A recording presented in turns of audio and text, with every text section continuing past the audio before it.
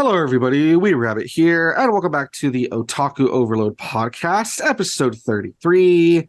Yeah, we are back. We are here with a new podcast, and I'll admit, I feel like it was kind of a slow week for me, honestly. Hmm. I know Legend John said the same thing, so who knows? Maybe it'll be a little bit shorter of a podcast. We'll see. Because sometimes we think it's gonna be shorter, but we end up like really expanding on some things. It ends up being a little longer than we think. But at least in terms of content, I feel like it was actually kind of a slow week. So we'll see how it goes, you know? But still, I'm excited to be here. I'm excited to share some stuff. I watched some stuff that I'm excited to talk about.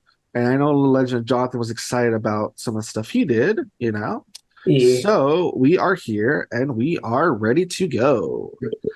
All right. So Legend Jonathan, how are you doing, my dude? I'm doing good. How about you? I'm doing well. And if you're ready to talk about your week, then go ahead and start. All right. Um, so last week we had talked about how I played Pikmin 2, and I was like halfway through the game, like the main story at least. I actually finished the main story as of like 2 days ago, I think, as of recording this basically. And Nice. obviously, like I beat the main story, but then what's the plot twist is that basically Louis, I guess like either he decided to stay on the planet or he jumped out or he accidentally fell out or something like that. And so the post game is that basically you come back and then the president of the company, like the boss of Olimar, he's like, "Oh yeah, that's so cool that you guys like paid off the debt. I'm so proud of you guys." And like you tell me like there's like more treasure on that planet. That's so cool. I need you guys to go back. And he's about to point at Louis, and that's when he sees that there's no one there.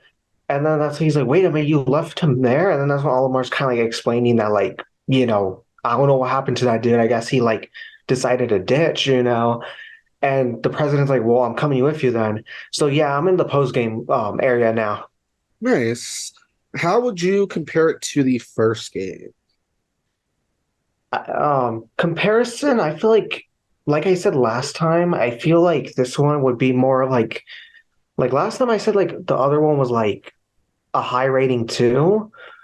But like now that I've played through most of the game and I've kind of dealt with like a lot of the difficult stuff now, and it's gonna get way more harder in the post game.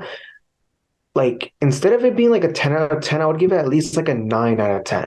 Like just one more down because when the game just keeps going, it's like eventually the game just throws you into like a cage basically. That's like you're fighting for your life. Because like Hmm. literally like a lot of the caves will like end up being really difficult and then like enemies will just kill your Pikmin like nothing. Like Got you. yeah, and so it's stuff like that where like it kind of does make it more stressful. But I could say for sure that if I was to compare it, Pikmin 2 definitely is a bigger improvement over the first one though. Like the first one's really good, but like the second one does a way better job of expanding on like the series and like the gameplay and everything. Would you say you like playing it more than the first one? I would Or say that too. I okay, definitely do like the second one, like playing it as well. But gameplay and like plot and everything, I feel like the second one does expand on it more and everything. nice. So far, you play the first one, you play the second one. You felt the second one was an improvement in a lot of ways, and quality of life, and all sorts of stuff. And you also just enjoy it more in general. And then there's way more to do too. Um, Nice. But you didn't start the third one yet, though.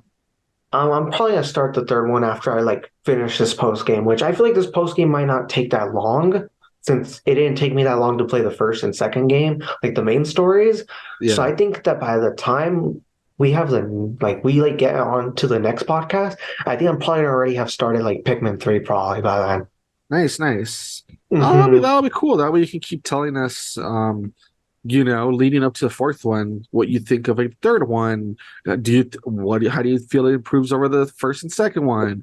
Do you like it more in the first and second one? That sort of thing. Where would Hmm. you rank them and stuff? And then hopefully, by then we're pretty close to the fourth one. And then if you play the fourth one, I mean, we can then see like how you rank all of them together and stuff. You know what I mean? So that's Hmm. pretty cool. But that's good that you had a good experience with this one, and that yeah, you feel like hey, along the way the series is growing and stuff. Because it really sucks when it's a series where they're like, oh man, like the first one was really good, then like the second one wasn't as good, then the third one was better, and it's kind of all over the place. You know what I mean? Hmm. So it's kind of nice that it improves every time. So that's Hmm. cool. Yeah. So yeah, I'm just playing Pikmin 2 for the I was gonna say for the PS2. For the Switch and yeah, it's been pretty cool, and that was pretty much what I did like the majority of the week. Yeah, just trying to get Um through the game. Basically, yeah. Um Nice. and the other thing I did because this really was like something that I hadn't seen when it came out. I finally got to see Guardians of the Galaxy Volume 3. Oh, That's cool, something cool, I got to cool. see. Yeah, I think I remember talking about how I saw it when it like a while back, right? I want to say I talked about it When on the it first came podcast. out. Yeah, and I had said I really liked it and stuff. What'd you think of it? Oh, I loved it, dude. I loved it. It was sad too. That like I'm obviously not gonna get into details, but like it's like a good movie where like it's funny, it's sad. It's like it's all over the place, but I like it a lot. That's the thing. Like, Yeah, I think it's a pretty good, like a lot of the actors have said that they might not reprise the roles anymore. I think it's like a pretty good send off to like these characters and like the team too. You know what I mean? So hmm, I think it was really well done. I really liked it too. I know what you yeah, mean. Like obviously it had laughs, it had moments that are really sad. A big focus in the movie has to do with Rocket and like his past, which is like really messed up. yeah. That And almost made me cry. Like that was like literally like that first scene was like, yeah, like oh my God, so yeah. that's pretty cool. So you really liked it then? You really enjoyed it? Yeah. Nice. Yeah, it's kind of crazy that I gotta admit Phase 4 was kind of weak. You know what I mean? It was, yeah. I don't know. I mean, I really like this movie. I thought Wakanda Forever was pretty cool. Hmm. And was that basically it? Because I thought Thor was like okay. Ant-Man was kind of in. Can't remember what even else was part of Phase 4, honestly. Don't even really remember. And the shows, they were all right. And Moon Knight I thought was pretty cool. Miss Marvel was like, it was all right. Um, I don't remember what part was stuff was part of Phase 4 anymore. It's like it was Dude, like a long honestly, time ago. same. Like Oh, it and feels. Doctor Strange was like okay. Oh my God, yes, it was. Like It so was all those, right. I feel like it was more like those some parts that are really cool, and other parts that were just kind of like you know what I mean? Yeah. But yeah, I thought overall they were just pretty like they were okay. I wouldn't say like any like they were like oh my god, like any of those were terrible. Like I thought they were all like all right. But then I feel like yeah, like Guardians and whatchamacallit, Guardians and like Wakanda ones were like, oh, those stood out. Those were like pretty good. Hmm. I think they were like a little bit better than the other ones. Yeah. Yeah. And yeah, that was pretty much my like week, to be honest. It was those two like things. Nice. But yeah, at least you got to see a movie that you hadn't seen finally. That's pretty cool. Yeah, because I was really looking forward to watching it, and I'm pretty happy I got to see it finally. Yeah, yeah, that sounds pretty cool. All right, if you're done, oh, just real quick, no update on Evangelion yet. No. Oh, that's fine. Just Yeah. just take your time, whatever. Once you feel like you're at a part where you feel like you want to talk about it, that's cool. But I was just wondering. That's fine. Hmm. All right. Jumping over to my week then, if you're done. I'm done, yeah. Um, I will start, I guess, by saying that, I finished it last week, having talked about a bunch of anime, like 8 of them, I think, something like that.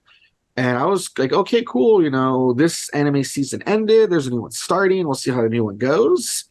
And I gotta admit, up to now, I'm a bit disappointed with this new anime season, the summer 2023 season, because Yeah. there's not really anything that's catching my attention so far. Damn, that sucks. It could be that maybe, there's some stuff that maybe, I don't know, like it's just one of those things where I feel like there's some seasons where just scrolling through something like my anime list, or like, places like that where it shows new anime that are like coming up or whatever, or like, Anime News Network where it says like this is going to come out soon or whatever.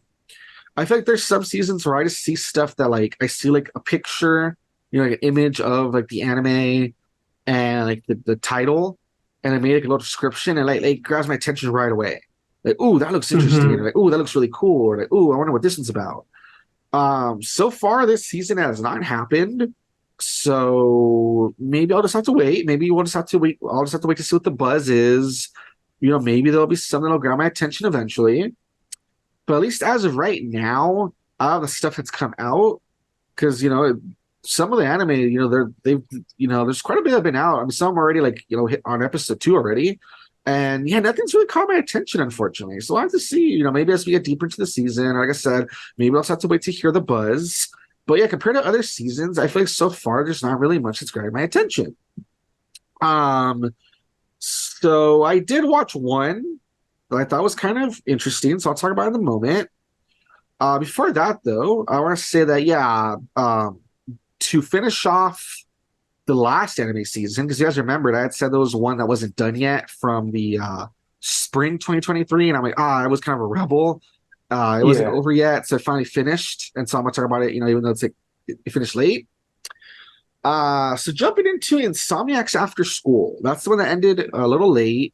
It wasn't done by the time of my big review last week. Insomniacs After School, I really liked it. I say it was maybe like my second favorite of the season, honestly.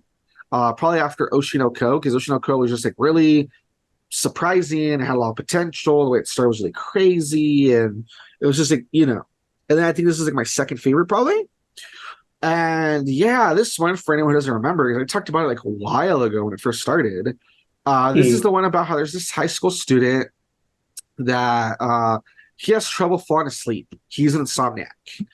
And so whenever he's at school, he's always kind of like grumpy.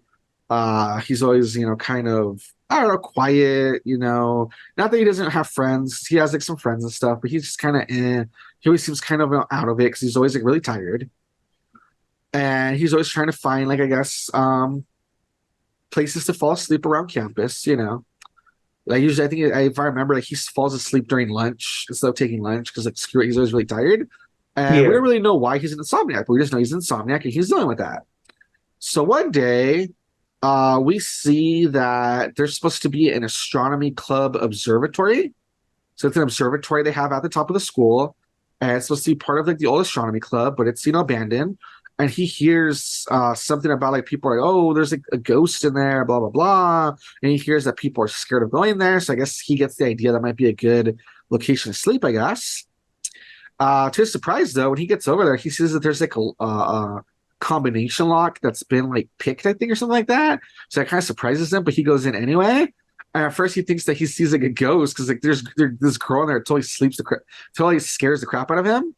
But then he finds out that no, it's a girl that has a similar issue as him, that she Damn. can't really sleep, and so she was in there to try to get away and like take a nap. And her deal is kind of same as his. And so when they, meet and they kind of talk it out, they kind of bond over that, the fact that they're both insomniacs. And at first they want to use that astronomy club observatory as like their private napping spot. But of course, a teacher discovers what they're doing. So they get in trouble. But then they claim that, oh, it says they were there because like the teacher kind of feels bad for them and helps them. And say, oh no, they were there because they want to like revive the astronomy club. And so basically, they get permission that they can use that room if they really do like astronomy club activities.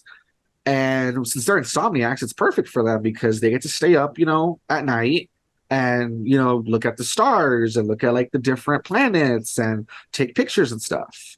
And so Yeah, that makes basically, sense. yeah, yeah. And so basically, it becomes this really nice series about these two individuals that bond over their insomnia, each for different reasons, which we do learn about a little bit later.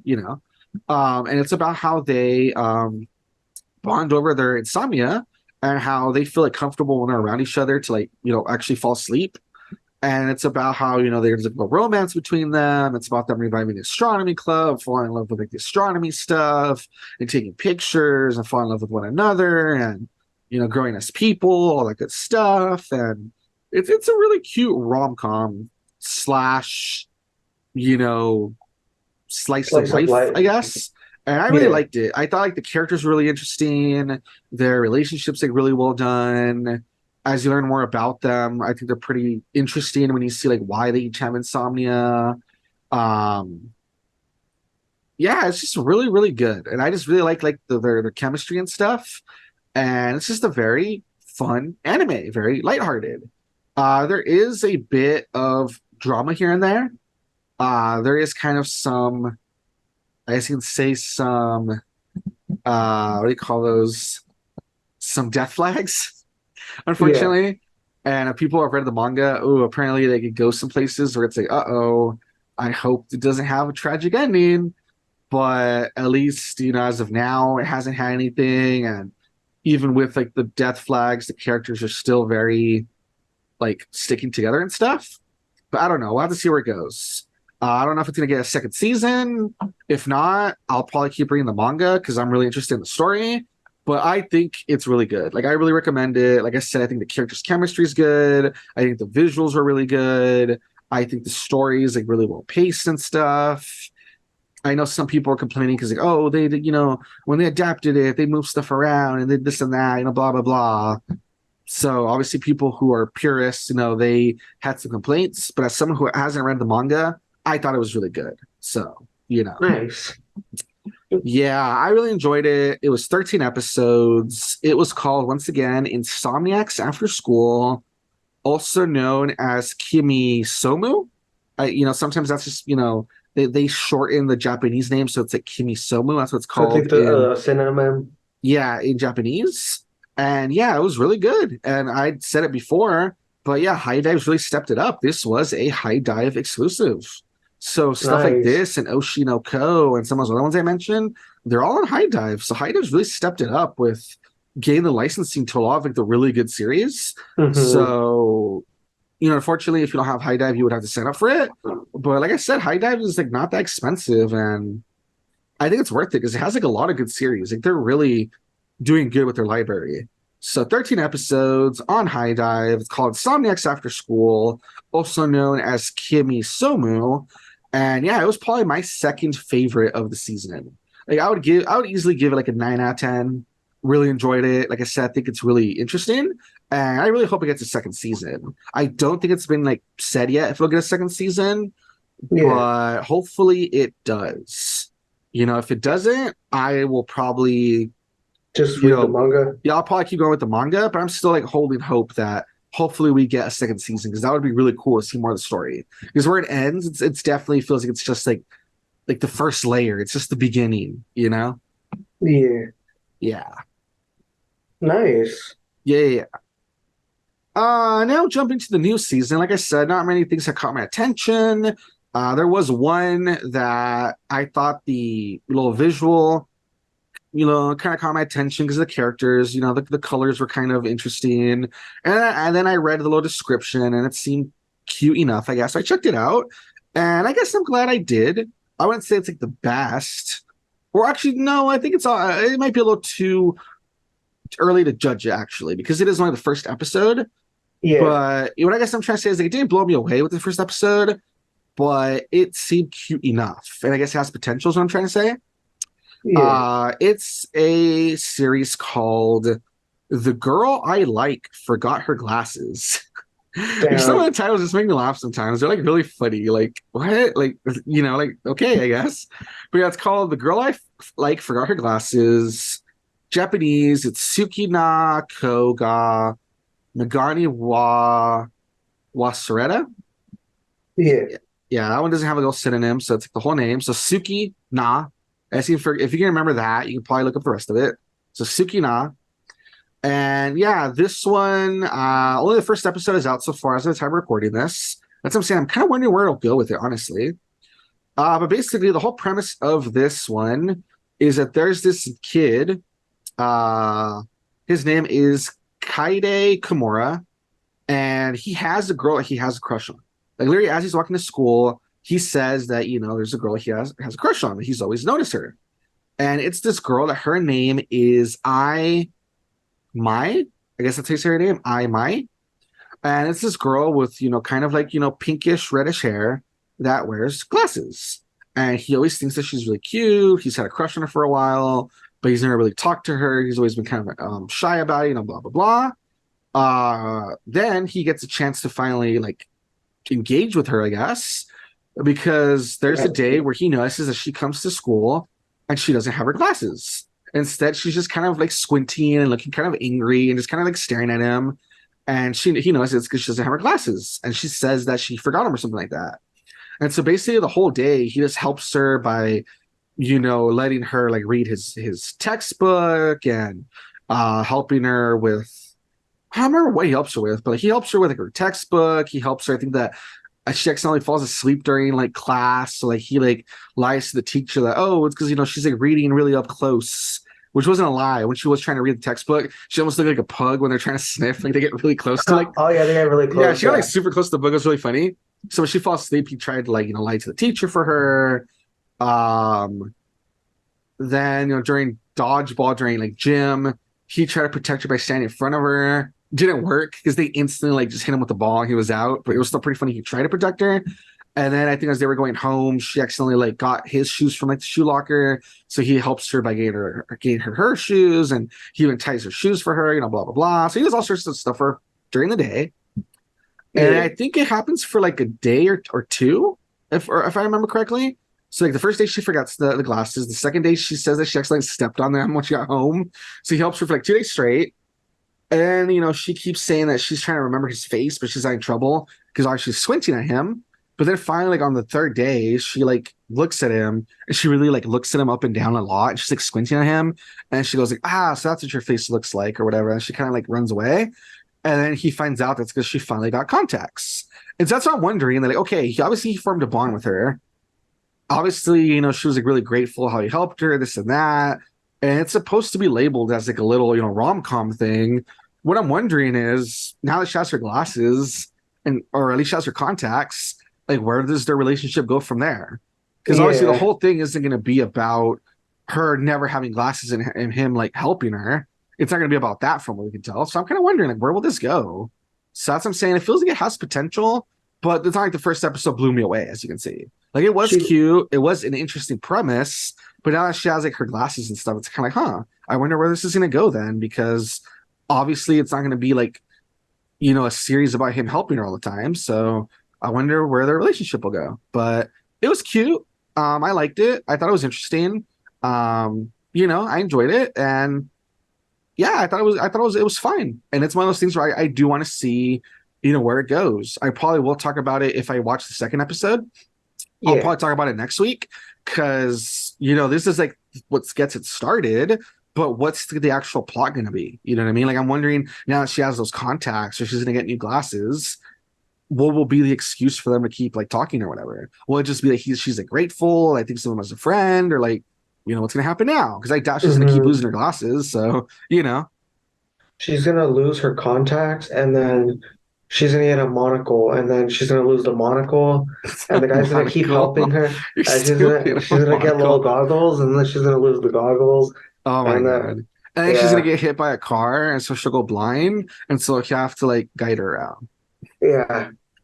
I don't know, man. That's weird. But yeah, that's what I'm saying. It's so interesting what'll happen because, like, okay, we kind of know what happened in the first episode, but like, what will lead to, them to keep talking to each other, I guess. So yeah. But yeah, I thought it was cute. I thought it was interesting enough. Like I said, it's called The Girl I Like Forgot Her Glasses, and yeah, I'll probably talk about it next week after I watch the second episode because I am wondering where does it go from here. So there you go. That sounds very interesting. Yeah, it's cute enough. I liked it. It was cool. But yeah, that's the only one I saw that really caught my attention so far, though. So hopefully by next week, maybe there'll be some other anime that catch my attention as well. Because I know that a lot of stuff is like returning, like second seasons. So there's at least some stuff I'll probably talk about because like, it's a second season of this thing or that thing. But I was, looking forward to like new things, which I haven't really like seen too many yet. So we'll see how it goes. Finally, the last thing I want to talk about, even though it's not an anime, it is anime-esque. It kind of reminds me of anime because of the style. And that is, I don't know how many people have heard of this, but I watched the first 2 episodes of My Adventures with Superman. Oh, that's super cool. Yeah, so basically, I don't know why, but they have this new Superman cartoon that they decided to put it on Adult Swim for some reason. That's kind of weird. Remember when I also talked about for a bit what was it called? Like Oh my god, it was something about unicorn. I'm actually forgetting that like a warrior Oh yeah, yeah, eternal. I I actually forget remember. what it's called, but it was something like that. I have to like I forget the name, but the point is I actually need to catch up on the show. It's I was kind of thinking of maybe binging it once like the whole season's out, whatever. We'll see. But then when Yeah, I talked about that show and I thought it was kind of weird that one's also on Adult Swim. yeah. So yeah, for some reason they decided to put this show, same thing. It's not even like, like an adult show. It's like really wholesome. It's actually very like I would say it's like family friendly, but for some reason it's on Adult Swim. And then like the next day you can catch it on Max. So that's where I've been watching it on, Max. But yeah, for some reason, they decided to put this new show on Adult Swim. I guess Cartoon Network. I don't know. I think they're doing like really I don't know what they're doing. So I guess a lot of these like big new shows are going to Adult Swim instead. Because I guess people they're hoping people watch them on there, I guess. I don't know. Regardless, though, the point is there's this new Superman show. It's on Adult Swim and Max. And like I said, even though it's on, Adult Swim, which make you think it's like really mature, no, it's like a really family friendly show. It's really wholesome. It's really fun. The style's kind of anime-esque and stuff. Superman even has what people are joking is almost like a magical girl transformation when he puts on his Oh his, yeah. his suit for the first time, which is really funny. Hmm. And yeah, it's just like a really fun show where it's all about it's basically like a really young Clark Kent. Like in the first episode, it's him going to the Daily Planet for the first, on his first day as an intern. Oh, that's And cool. yeah, it's just like this really fun show where it's all about him. That looks like he lives in like in Metropolis. Apparently, he's like roommates with Jimmy Olsen, like they're like best friends or whatever. The first episode starts with them, going to the Daily Planet because they're gonna, be interns or whatever. And then Lois Lane, she's apparently worked there for a while, so she's also an intern, but she has like seniority over them. And basically, it's about the three of them, meeting up and forming like a little team to investigate some stuff happening around town. And of course, in the typical Superman style, he kind of wanders off so he can do Superman stuff and stuff. But because it's a young Clark Kent, in the first episode, he doesn't even like use the Superman costume.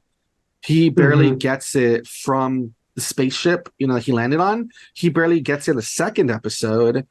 And so it's him really like discovering his powers and being Superman for like the first time. So he's not even like at full strength or anything yet. Hmm. Like for That's instance, really cool. as he's fighting like these like robots at the end of the first episode because they're attacking Jimmy and Lois.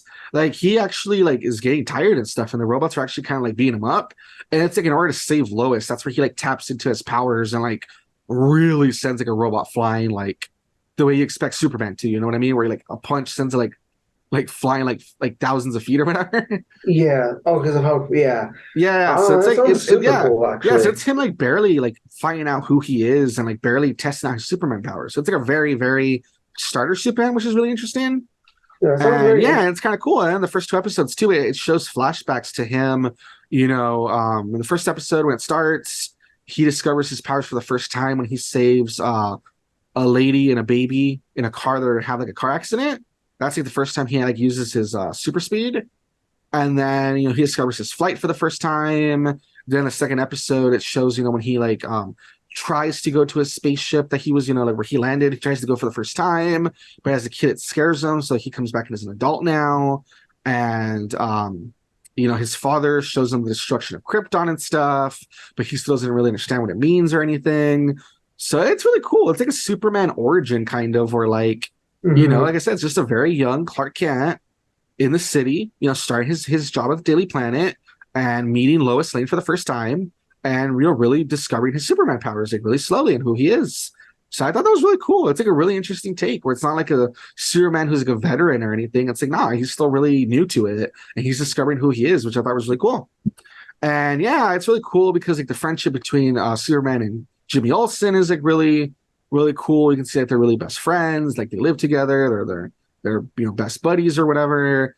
And then the friendship between like Jimmy and Lois Lane's pretty funny because she tried to like kind of boss him around a little bit because she has seniority. And I don't know, it's really funny because like Jimmy Olsen is kind of like a conspiracy theorist. He has like a little podcast where he talks about aliens and stuff, which is like really funny. Oh, that's really funny. Yeah. Yeah, it's pretty funny. And then the whole thing between Clark Kent and Lois Lane's pretty cute, where like they're really obviously like it was love at first sight. They really like each other, but they're like super shy about it and stuff. And like I don't know, it's like a really good dynamic. It's just like really wholesome, really cute, really cool, story wise, and I don't know, it's really interesting. Like I really want to watch more of it. Like it's just really fun so far.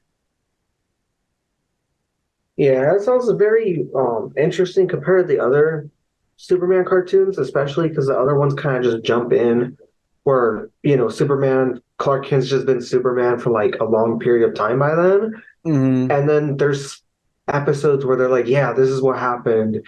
So that at least we can see it in that animation of how he found it, like out his origins and stuff. But here, that sounds pretty cool that they started with him like being an amateur and not knowing like how to use his powers properly. And like he's still very young and stuff. I think that's Yeah. pretty cool. Yeah, it's pretty cool, pretty different. And I guess I just like that he's like a very friendly Superman. And when he literally stops into a donut shop to get donuts for to take to the boss for the first day, that's where he runs into Lois. And there's this old Oh, lady that's that super just cool. knows him because he's always helping her like fix stuff or whatever. And then like on his way to work, like he says he's not gonna use his powers, but he like stops to like save a cat from a tree for like a little girl and stuff. So like you can That's tell like pretty he cool. feels like a friendly neighborhood Superman. Like he's always doing his best Yeah. to like help people, fix their problems and stuff. And like, I don't know, it's really cool to just see like a very wholesome Superman. Like he's kind of like what they say, he's kind of a himbo. You know what I Yeah. mean? He's kind of like goofy and stuff, but like it's really cool. It's just a very fun cartoon. Really love the characters, really like their dynamics so far. The whole little like, thing between him and Lois is like really cute as well. And yeah, it'll be really interesting to see how this progresses and stuff. And yeah, even the villains, they introduce a couple of villains that the lady I looked her up later, apparently she has come out in Superman before. Her name is Livewire. And then Hmm. they introduce in the second episode, they introduce Deathstroke, Slade Wilson. Mm-hmm. And Yeah. yeah, it's pretty crazy because then they also show Amanda Waller. So it's kind of interesting that it looks like the villains are pretty set up and they do have a whole thing going on. So it'll be really interesting to see how the villains play a part in all this Superman stuff because it looks like he's definitely going to be like running into like a whole rogues gallery of people and stuff. So I'll be interested to Yeah. see where they take this, but it's pretty cool. So I really enjoyed it. It's one of those things where if you have Max, I'd say go check it out. Or watch on Adult Swim if you can. At the very least, the first episode has been put on YouTube.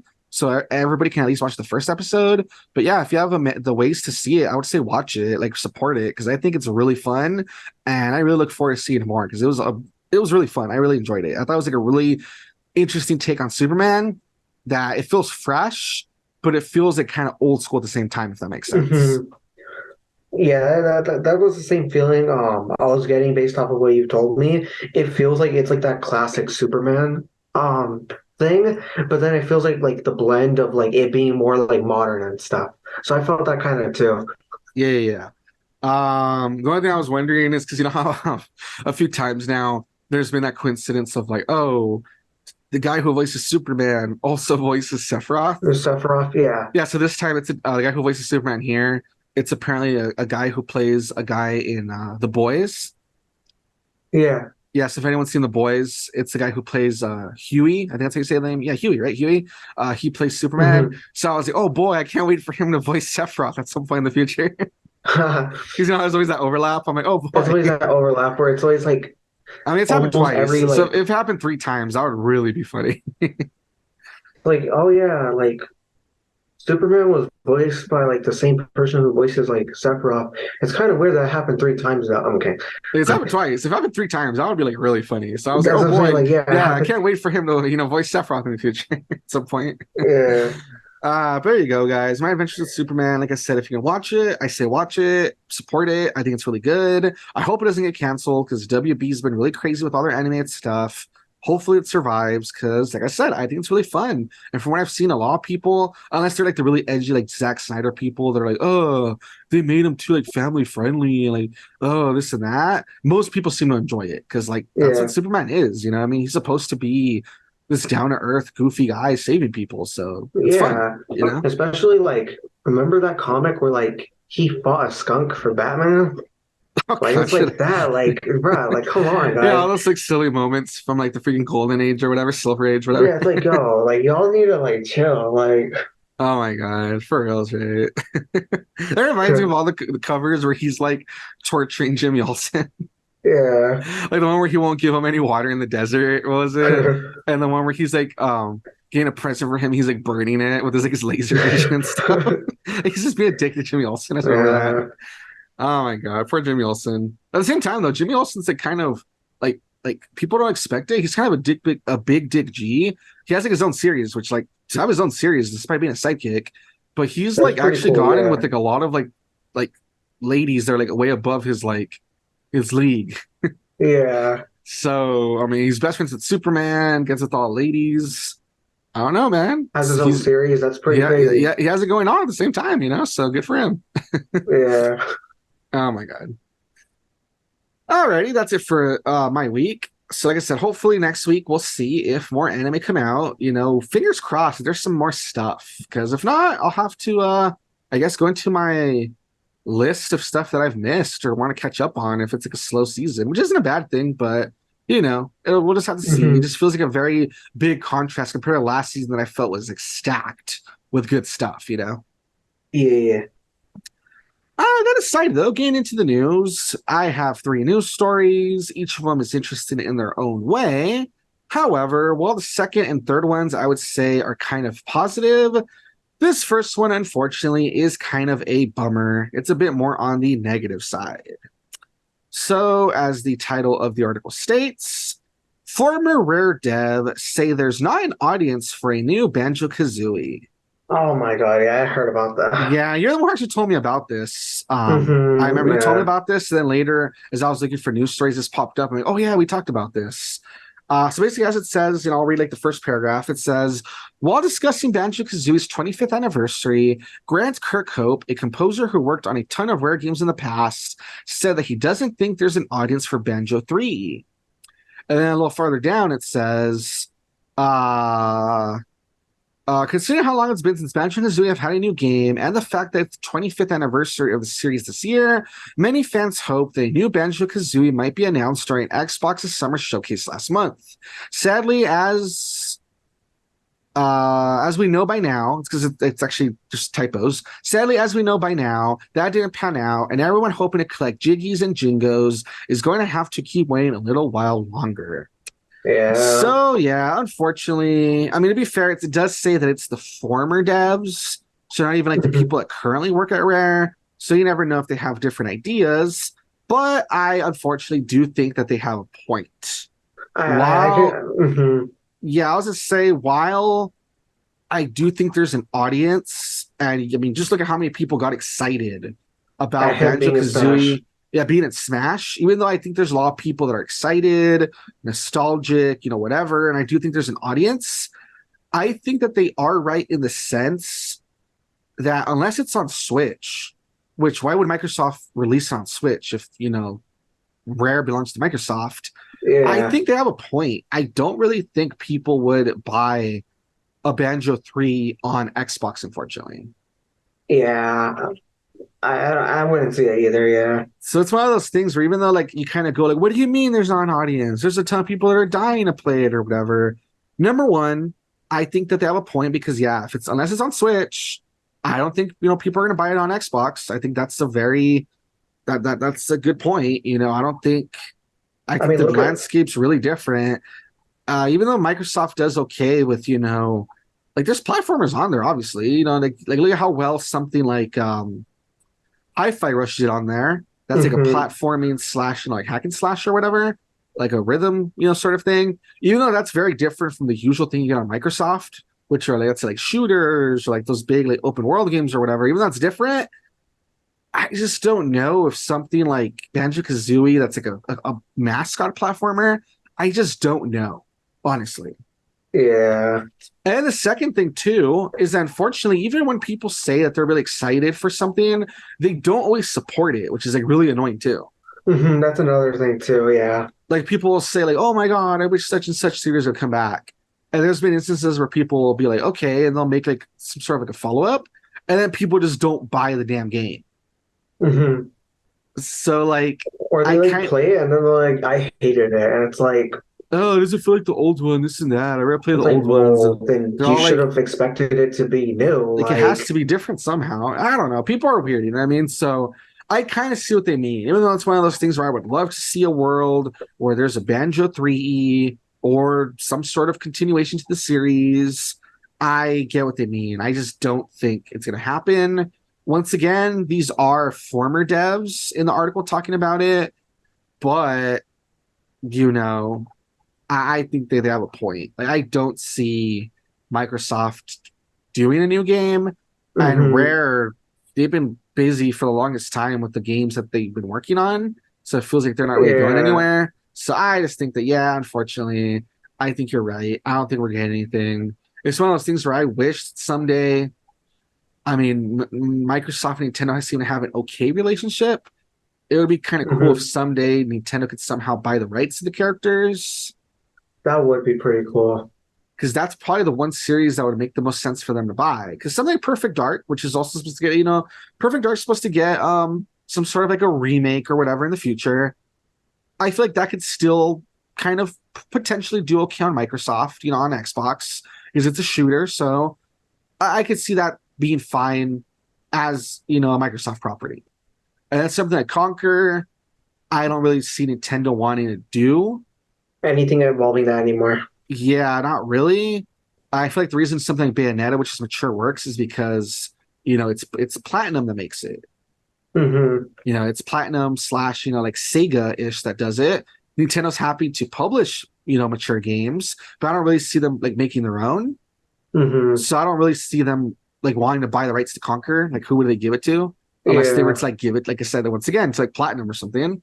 So the one series from the old Rare games that would make sense for them to be like, oh, we really care about like trying to buy the rights to this character.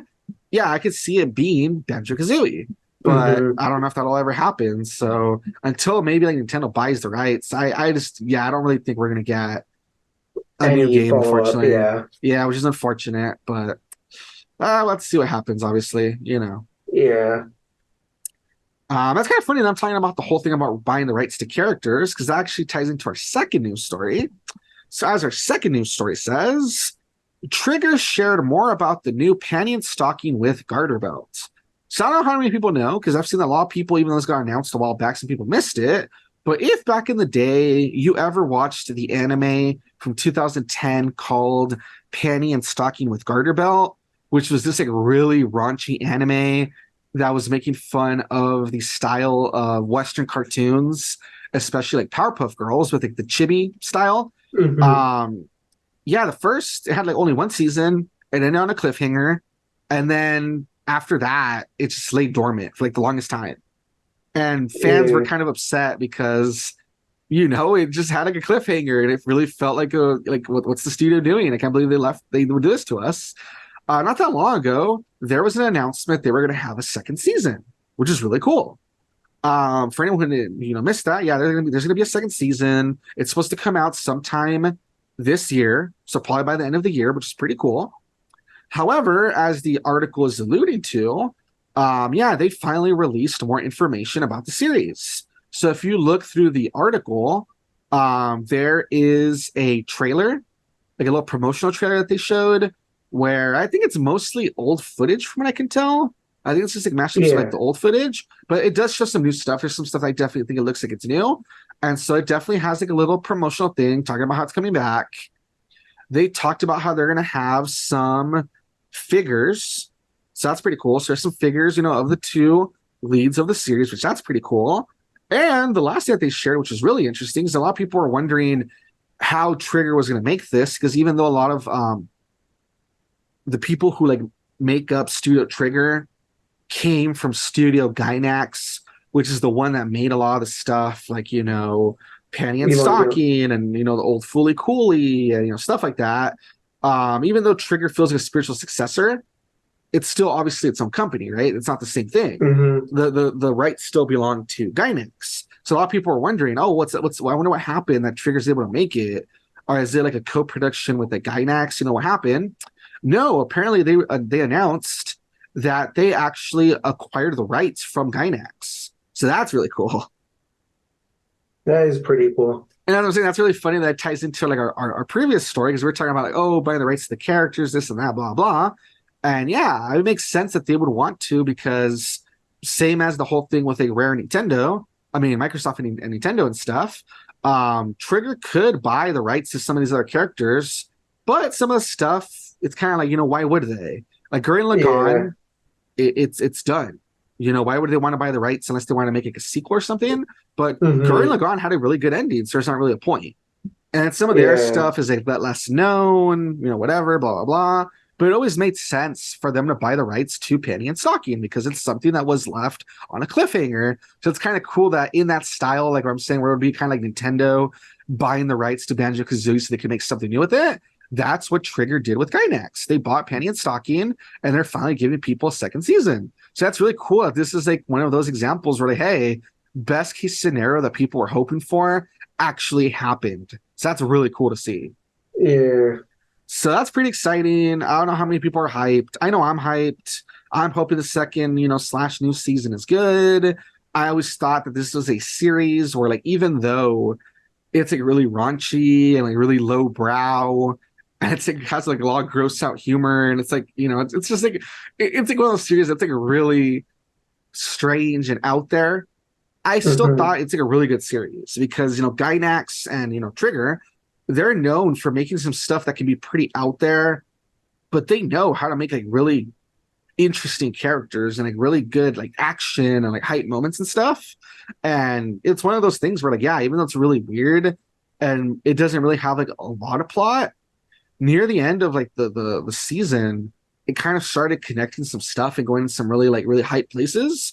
And so the fact that it ended on a cliffhanger and stuff, it's interesting to see what they'll do now they're going back to it. You know what I mean? Like, I'm Yeah. wondering if they'll just ignore the last episode, pretend never happened, or will that play a part in it? Like, where will the story go? I have no idea, but I'm excited. I'm just excited to see what they do and what they make fun of this time because the first time they made fun of a lot of like Western stuff. So it's interesting to see what they'll do. But I'm excited. I'm looking forward to it. So, Yeah. like I said, not sure how many people will look forward to it, but if you're always hoping for like a second season or like a revival or whatever, it is coming, and they do say end of this year or whatever. So, yeah, excited.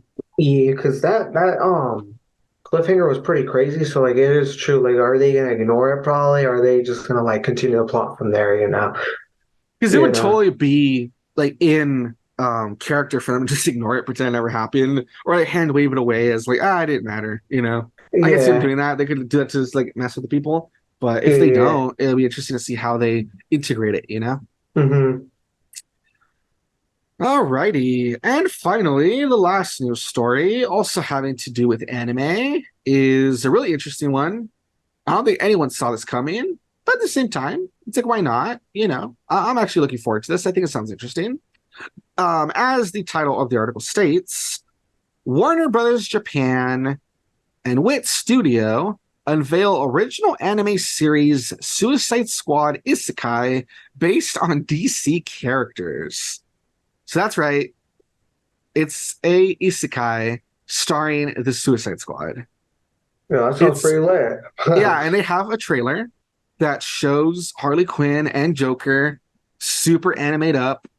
Harley Quinn, her style kind of reminds me a bit of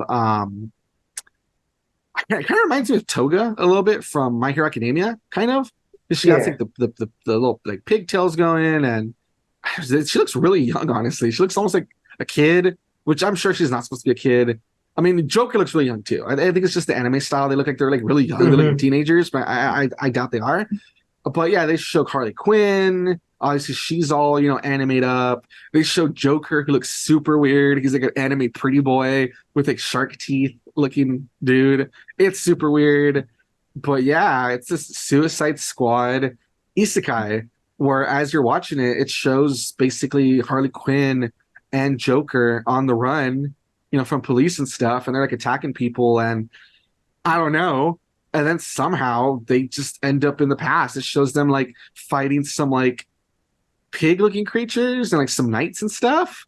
And like, I don't know how this is gonna work. I don't know what the plot's gonna be, but at least it looks interesting. You know what I mean? Um, Yeah. I've said it before. I didn't really like Batman Ninja that much. I thought that it was kind of Oh yeah. like it wasn't bad, but I just thought it was like there's just too many things that were weird. I thought it was a lot of weird choices, and I don't know. Well, at least like some of the character designs were kind of cool, I can admit. I thought Joker's design was really good, and like the Joker part of the story was kind of interesting, honestly. So Yeah. I didn't totally hate it. It's just there's some things that like bothered me from like liking it, you know what I mean? But it had some potential. Like there's some parts that I liked, honestly. So it'll be really interesting to see what they do with this. This is like the second anime-ish thing, featuring Batman stuff. So I'm really curious to see how it'll work. But I'm at least, looking forward to it. I think it's an interesting idea. I want to like give it a chance and see where it goes. And it's made by some pretty, it's made by Wit Studio. Wit Studios made some pretty good anime. And then it says like the director is supposed to be like the guy who made Jujutsu Kaisen and Gintama. I think the writer is the guy who made like ReZero. Yeah, stuff like that. So they definitely have some like people that some people that have like done like some pretty good stuff.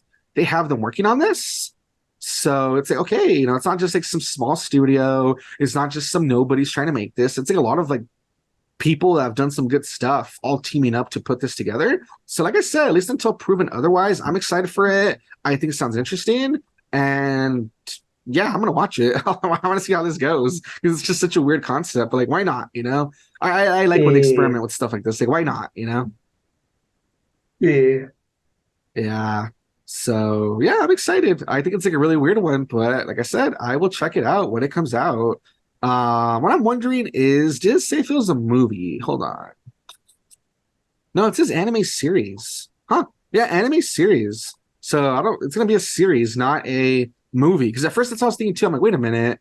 I thought it was a movie, but no, it's a series. So that'll be interesting too to see how long it lasts and where it goes. Because you would assume it's like a movie, right? Kind of like the Batman Ninja thing. But no, it's an Hmm. actual series. So that'll be really interesting to see where they take them and what kind of adventures the Suicide Squad has, and who else too. Because the only people they show in the trailer really that I've seen are Harley Quinn, Joker, and Amanda Waller. It'll be really interesting to see who else gets isekai'd with them. Yeah. So that'll be interesting. So we'll have to see how that goes. But pretty cool Yeah. stuff. Like I said, I think it's a pretty unique, interesting take. So we'll see how that goes. Yeah. Alrighty, and that is it for the news for this week. So as you can see, pretty short stories, but they're all pretty interesting. It just sucks. Like I said, the first one is kind of a bummer though. The Banjo-Kazooie thing still kind of leaves me sad, Yeah. but anything can happen. If we just saw that Trigger bought Panty and Stocky and the rights from Gainax, anything can happen. You never know if one day maybe Nintendo will buy the rights to Banjo-Kazooie, or maybe Microsoft really does decide to do a game with them, because maybe it'll see that something, like I said, that Hi-Fi Rush, which seems more like really different from like stuff they put out. Maybe they'll be like, huh, this worked really well and people really liked it. So maybe there is room for like kind of goofy, more lighthearted stuff on our platform. You know what I mean? Yeah. Yeah. Alrighty, so to wrap up, let's jump over to the topic of the week. And the topic of the week is actually something I talked about before. I talked about it just last week, I believe, actually. So I actually thought about it and I was like, you know what? Since I brought it up last week, why not cover it this week, a little more in depth? I thought it would be a good idea. That way, hopefully, people will check it out. And of course, for anyone who was paying attention last week, I am, of course, talking about the anime Plastic Memories. So for anyone who remembers, last week I mentioned Plastic Memories. I mentioned how there was, that one anime that I said I feel like the relationship wasn't very real. I mean, very real. It wasn't very deep. It wasn't very convincing. And that, it's not even like, oh, because like, they just met or anything. That I think that there's some anime where, hey, even though the characters like don't know each other very much, their bond feels really deep and it feels like very believable. And I mentioned an anime called Plastic Memories. So Plastic Memories, to kind of give an overview of it, It's a anime series where basically there's this 18-year-old named Tsukasa, and he fails his college entrance exams. And so he feels kind of, he doesn't really have a purpose in life. He doesn't really know what he's gonna do or whatever. But lucky for him, someone pulls some strings. I don't know, remember if they ever really say who does it, but it doesn't really matter. Point is, he's a guy who's down on his luck. Someone helps him out, and they hook him up with a job at a place called Scion Artificial Intelligence Corporation. And basically, Nice. I'll actually just read a little description here. It says PsyCorp is responsible for the creation of Giftias. I think that's how you say it. I've only ever heard in Japanese because this is an anime that's not dubbed. I'll just say that now. But I've only heard it in Japanese, but I think it's Giftias. And it says they're responsible for the creation of Giftias, highly advanced androids which are almost indiscernible from normal humans. However, unlike humans, Giftias have a maximum lifespan of 81,920 hours, or around 9 years and 4 months. So if you Damn. remember, I mentioned that about how there was like these, androids. I mentioned how they had a short lifespan. If you remember, then they go crazy, all that good stuff. Remember, I talked about that. Mhm. So basically, it says that yeah, because if not, they'll lose their memories and they become hostile. So basically, this PsyCorp, they're responsible for creating them and bringing them back before their expiration date. Then it says promptly after joining Terminal Service One, that's like the little branch he's put into. Sukasa is partnered with a beautiful Giftia named Isla. She is a terminal service veteran and considered the best in Giftia retrievals, contrary to her petite figure and placid nature. Time is fleeting, though, and Sukasa must come to terms with his feelings for Isla before her time is up. No matter how much someone desires it, nothing lasts forever. And Damn. that's where I kind of mentioned, as I was talking about last week, that yeah, even though he meets her very late into her lifespan, because they kind of go, "Oh, you're a veteran, help this rookie out, team up with him," and they get put together. But it's kind of a bad idea because she's kind of running out of time or whatever. Yeah, it's really unfortunate because they fall in love, and it's them trying to come to terms with like, how do you fall in love with someone that doesn't have long left? You know what I mean? And on her Mhm. side, same thing. How do you deal with falling in love for like the first time when you know that your demise is right around the corner? And yeah, it's a really interesting series. I really enjoy it. Um, I think it's really interesting seeing the relationship and how it grows from him being a rookie and her can't really, like, I don't think she hates him. I don't remember if she like hates him when they first start out, but I know it's definitely like rocky when they start out. So it's definitely Yeah. interesting to see how over time they bond and fall in love and how they grow closer. It's really interesting to see the different cases they deal with because for a while before they really focus on like them being in love and everything when it first starts out, it's really interesting to see that the cases they deal with, because yeah, all the retrievals are like really painful ones, what I mean, because they're literally going to a household and saying we have to take this android back because it's going to expire and it's going to like be dangerous. And for some people though, it's almost like a relative or it's like a best friend or etc. And so Mhm. that's really Yeah. interesting too, just seeing the different cases they deal with, the different bonds these people have with these androids and having to let go of them. And yeah, so like that's really interesting seeing the cases they deal with. It's really interesting, like I said, seeing their relationship and how it grows, obviously, the romance. Um, some of the supporting cast is okay. I'm not crazy about all of them. Some of them are okay, some are better than others, obviously. But yeah, the ones that are pretty strong supporting cast, I thought they were really cool. It's interesting seeing how they, tie into the story and, their feelings on the whole, thing about androids and being in love with humans. And I don't know, it's just like a really interesting world, honestly, where like, even though we don't like find out too much about it, what they give us is pretty interesting. Just this world where there's these androids that people have and they go close to like over the course of like 9 years basically, and how painful it is to give them up, and I don't know, it's just like a really sad story about like grief and learning to let go and stuff. And I know even though some people kind of go like, oh well, like once again, like they didn't really know each other, and it's kind of silly that, oh, we're supposed to like really buy into the relationship, blah blah blah. I liked it. I thought it was good because I do think it's believable, and I do think that they bond really quickly, and they really did fall in love. And for people who are like, oh, well, like that's silly, it sounds so like fictional or whatever. I mean, a real life equivalent that I'm thinking of, it would be like falling in love with somebody that you then find out has terminal cancer or something. It definitely does happen where you can fall in love with. I think it's totally possible to fall in love with somebody that unfortunately you do know that right around the corner, they're not going to be Be here for around, long. like Yeah, just like around the it is corner. it Yeah. is totally possible for it to happen. It is possible to find out that like, oh crap, this person I've just met, they got diagnosed with like terminal cancer. It says that they have like 6 months to live or whatever, and try and like use as much time as you have together and enjoy it. Like it is something that really happens. And so that's why I think that like even though here it's like a fictional disease and androids or whatever, it is totally possible. You know what I mean? That's why I think maybe I helped that I had that mindset thinking about it, because I kind of like right away kind of connected it to like a real life thing. But yeah, I think that it is believable and it is heartbreaking. And like I said, I thought that it was really good, the chemistry between the characters, and the end where is he gonna have to say goodbye to her? How is the ending gonna be a tragic one or whatever? It's really well set up, and I don't know. I think it really pulls at your heartstrings. I really enjoyed it. I thought it was a really good series. Yeah, it sounds pretty sad to be honest.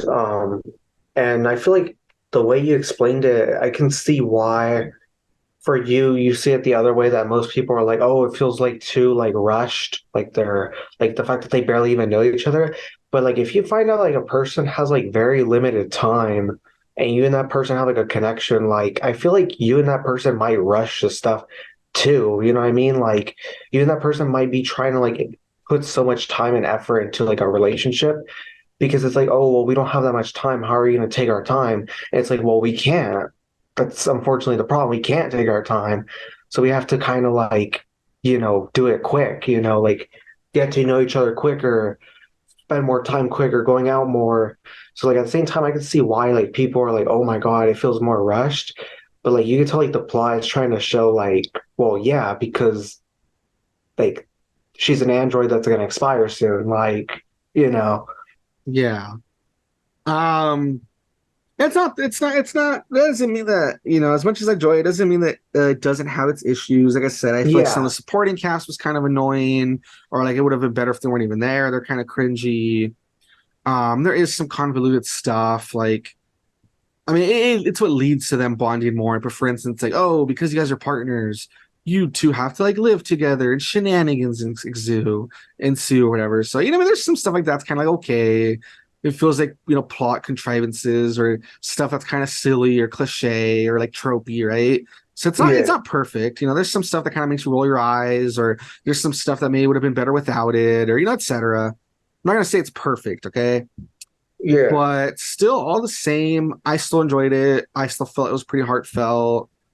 I liked it. I would give it, like an 8 out of 10. I really enjoyed it. I would give it like an 8 out of 10 or something close to it. And I don't know. It's one of those that's like always stuck with me, that I think it was pretty well done. And I don't know, when it comes to like moments that there's sometimes those moments from anime that like, oh, when this character said this, like this scene or that scene or whatever. Um yeah, if you watch it, just keep an eye out for there's something that shows whispers Isla whenever they pick up an android, because they're gonna take it back to like the company to get it memory wiped or whatever. Yeah. There's always something that she whispers in each of the androids' ears, and we don't know for like the longest time what it is that she says. And there's something that there's something she says, and we don't know what it is. And the main character, I guess, he's kind of curious about it. And when he finally asks her, happens near the end, and she finally tells him, uh, yeah. And then the way it's used, it's just one of those, just keep an eye out for that, because I thought that was really well done. That's all I'll really say. But yeah, there's something that she says to each of the androids. And then when she finally tells them what it means, it feels really impactful. And then when it comes up Yeah. again near the end or whatever, it's one of those scenes where I'm like, oof, that's one that really stuck with me, because I thought it was just really sad, like really tragic. Yeah. So Yeah, it's just one of those that like, oh man, sometimes there's like a thing in anime they say or like a scene that you'll remember that's really heartbreaking. And for me, it's like, yeah, when she finally tells them what it means, and the next time they use it, it's like, oh man, right in the heartstrings. So if anyone Yeah. decides to watch it, keep an eye out for that. You know what I mean? But I like it. I enjoy it. It's 13 episodes, so it's a pretty quick watch. It's called, Plastic Memories. Doesn't have a dub, like I said. That's the only unfortunate thing that I know of. It only has the sub.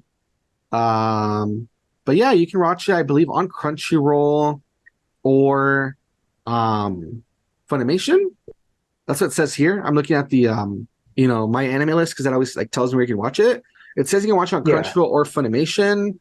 I could have sworn I had seen it on Netflix before, but maybe they took it out. You know what I mean? So you can try to Yeah. look for it on other platforms, but at the very least, I know it's on Funimation/Crunchyroll. But if you can find it somewhere else, look good, good for you. But that I know of, it is on that, at least. So like I said, Crunchyroll is usually pretty popular. A lot of people have it anyway, so it's one of those you can watch. And yeah, Yeah. it's from 2015, so it's getting up there in years. It's almost like 10 years old at this point. We're getting there, but I don't know. Yeah. It's always stuck with me. I watched it almost when it came out, and it always stuck with me. I just thought it was really good. So that's my recommendation, for the week or whatever. Plastic Memories. Just be ready for, some tragedy and stuff, obviously. Yeah. Alrighty, guys, and there you have it. That is it for our podcast this week. Hopefully, you guys enjoyed that. Hopefully, we mentioned some things that you guys are excited to go check out, or you guys are excited to keep an eye out for the future. Next week, we will try our best to be back with another podcast. We'll see how I actually, yeah, we'll see. Because I think actually next week, I think I might be out actually. Damn. I have to check my schedule. So actually, just keep that in mind, guys. If there's not a podcast next week, it might be that I ended up having something to do because I'm actually looking at my calendar right now. There might be something that gets in the way. I'm not too sure yet. So just keep that in mind. But we'll see. We'll try our best to be back next week. If not, we'll be back the week after that. And I know for sure I'm gonna keep an eye out for anime, see if there's any that catches my attention. We'll see how that goes. And for sure, Legend Jonathan, he's gonna keep going with Pikmin. He'll probably tell us more about his Pikmin journey, and Yeah. he'll probably keep us updated on Evangelion when he feels comfortable. So look forward to that. Yeah. All right, guys. But until next time, we are out. Hopefully, you guys have a good one. Bye bye. Bye bye, guys.